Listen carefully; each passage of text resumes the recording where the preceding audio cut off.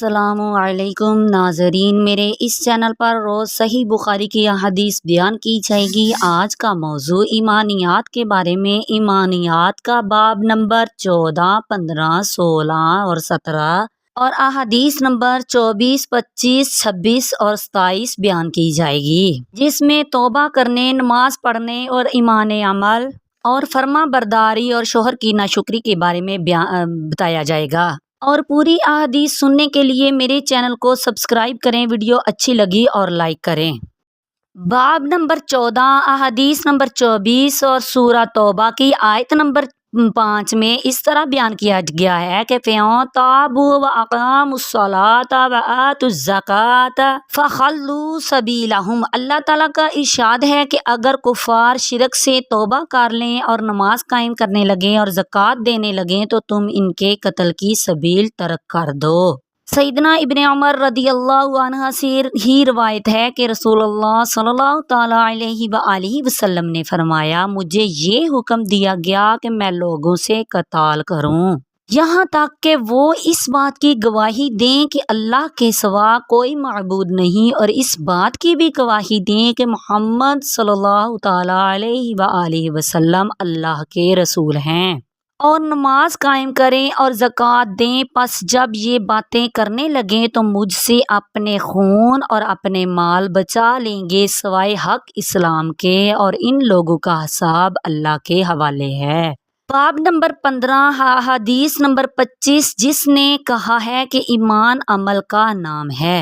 سیدنا ابو ہریرہ رضی اللہ عنہ سے روایت ہے کہ رسول اللہ صلی اللہ تعالیٰ علیہ وآلہ وسلم سے پوچھا گیا کہ کون سا عمل افضل ہے، تو آپ صلی اللہ تعالیٰ علیہ وآلہ وسلم نے فرمایا، اللہ اور اس کے رسول صلی اللہ تعالیٰ علیہ وآلہ وسلم پر ایمان لانا۔ پھر پوچھا گیا کہ کون سا عمل افضل ہے، تو فرمایا اللہ کی راہ میں جہاد کرنا۔ پھر پوچھا گیا کہ اس کے بعد کون سا عمل افضل ہے، تو فرمایا حج کرنا۔ باب نمبر 16، احادیث نمبر 26، جب اسلام سے اس کے حقیقی شرعی معنی مراد نہ ہوں بلکہ ظاہری فرما برداری یا جان کے خوف سے مان لینا مراد ہو۔ سیدنا سعد بن ابی وقاص رضی اللہ عنہ سے روایت ہے کہ رسول اللہ صلی اللہ تعالیٰ علیہ وآلہ وسلم نے کچھ لوگوں کو مال دیا اور سعد رضی اللہ تعالیٰ عنہ بھی وہاں بیٹھے ہوئے تھے۔ پھر رسول صلی اللہ تعالیٰ علیہ وآلہ وسلم نے ایک ایسے شخص کو چھوڑ دیا، یعنی نہیں دیا، جو مجھے سب سے اچھا معلوم ہوتا تھا۔ تو میں نے عرض کیا کہ یا رسول اللہ، کیا وجہ ہے کہ آپ صلی اللہ تعالیٰ علیہ وآلہ وسلم نے فلاں شخص سے اعراض کیا؟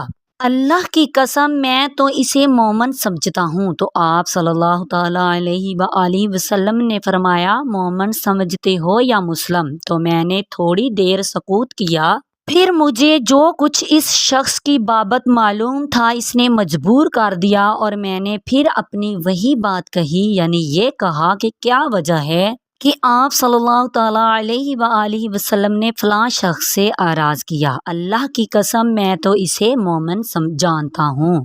آپ صلی اللہ تعالیٰ علیہ وآلہ وسلم نے فرمایا، مومن جانتے ہو یا مسلم؟ پھر میں کچھ دیر چپ رہا۔ اس کے بعد جو کچھ میں اس شخص کی بابت جانتا تھا اس نے مجھے مجبور کر دیا، اور میں نے پھر اپنی وہی بات دہرائی، اور رسول صلی اللہ تعالیٰ علیہ وآلہ وسلم نے بھی پھر وہی جواب دیا۔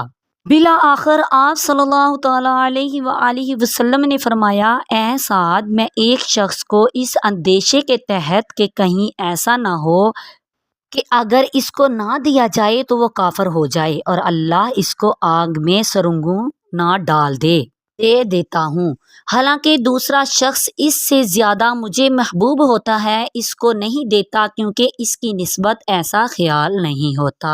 باب نمبر 17، احادیث نمبر 27، شوہر کی ناشکری بھی کفر ہے، لیکن کفر میں فرق ہوتا ہے۔ سیدنا ابن عباس رضی اللہ عنہ کہتے ہیں کہ نبی کریم صلی اللہ تعالیٰ علیہ وآلہ وسلم نے فرمایا، ایک مرتبہ مجھے دوزخ دکھلائی گئی تو اس میں نے زیادہ تر عورتوں کو پایا، وجہ یہ ہے کہ وہ کفر کرتی ہیں۔ عرض کیا گیا، کیا اللہ کا کفر کرتی ہیں؟ تو آپ صلی اللہ تعالیٰ علیہ وآلہ وسلم نے فرمایا، شوہر کا کفر و ناشکری کرتی ہیں اور احسان نہیں مانتی، وہ یوں کہ اگر تو کسی عورت کے ساتھ عرصہ دراز تک احسان کرتا رہے اور اس کے بعد کوئی ناگوار بات تجھ سے وہ دیکھ لے تو فوراً کہہ دے گی کہ میں نے تو کبھی تجھ سے آرام سکھ چین نہیں پایا۔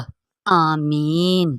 میری آنے والی ویڈیو میں ایمانیات کا باب نمبر 18، 19، 20، 21، 22 اور 23 بیان کیا جائے گا۔ احادیث نمبر 28، 29، 30، 31، 32، 33 اور 34 بیان کی جائے گی، جس میں لڑائی میں صلح کروانا، ایک دوسرے سے ظلم کم یا زیادہ کرنا، منافق کی پہچان، شب قدر میں عبادت کرنا، اللہ کی راہ میں جہاد کرنا بیان کیا جائے گا۔ پوری احادیث سننے کے لیے میرے چینل کو سبسکرائب کریں، ویڈیو اچھی لگی تو لائک کریں۔